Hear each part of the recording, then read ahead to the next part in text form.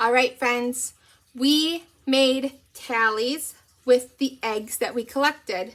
Now, these eggs that we collected, we found out that our tallies, let's make a tally chart for reference.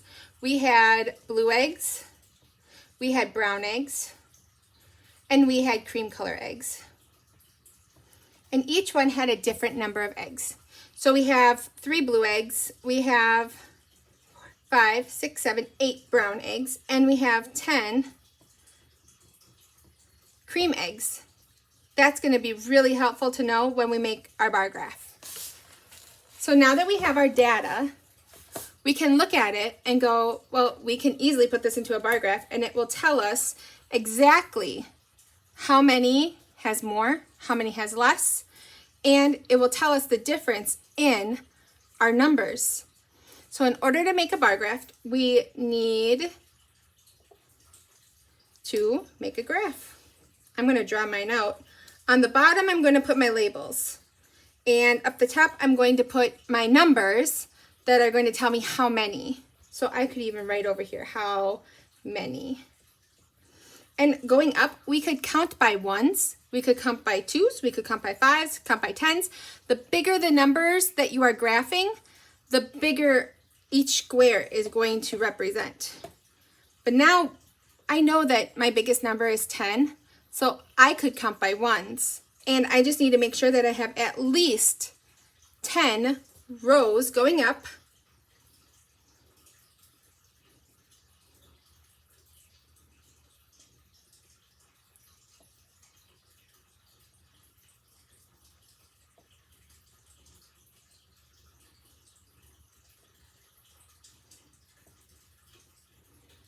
And I know that I have 1, 2, 3 categories that I'm graphing, so I need 3 columns to come down.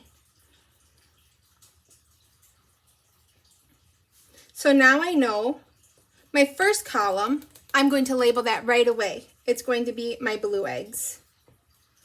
My second column is going to be my brown eggs. And my third column is going to be my cream eggs.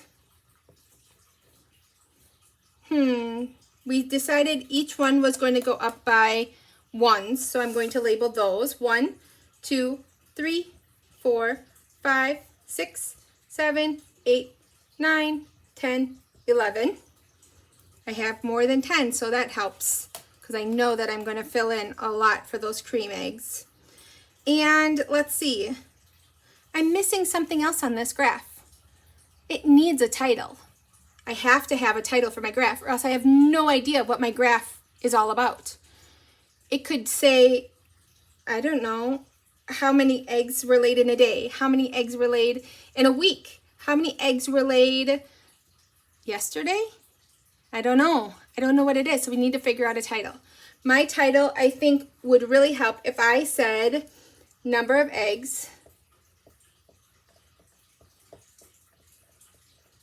collected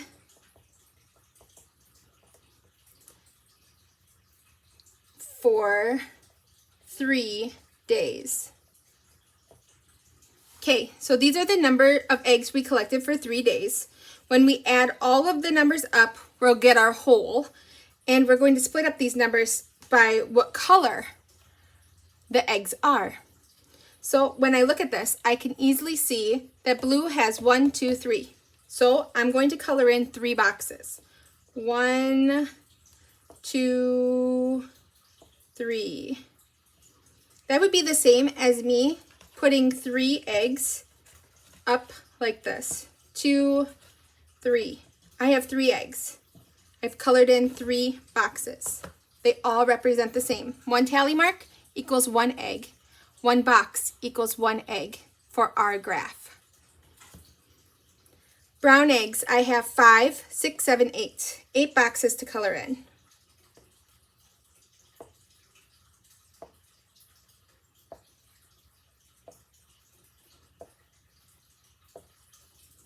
I have 8 boxes up. It matches my 8 and it matches my tally. I know that I graphed it correctly. All right, for our cream eggs, we have 10 boxes. 1, 2,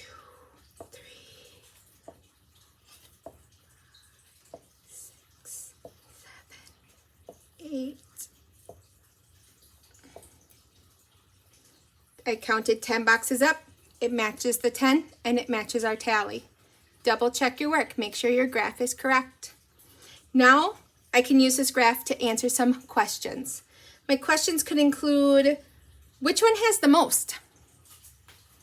What is the eggs color that is the most that we collected in 3 days? Well, most means which one has the highest number? What number is higher, 3 or 8? Well, 8's higher than 3, but is there another number in here that we could talk about? Absolutely, 10. 10, obviously, if I drew a line right here, does any other number come up to there? Does any other number surpass there? Nope. 10, cream gets the most. Now, which one's the least? We're looking for the lowest number, so that one has a lot. That one has more. Oh, here we go. Here's our least number. Blue gets the least. Perfect. Friends, you just made a bar graph using the eggs we collected. Nice job.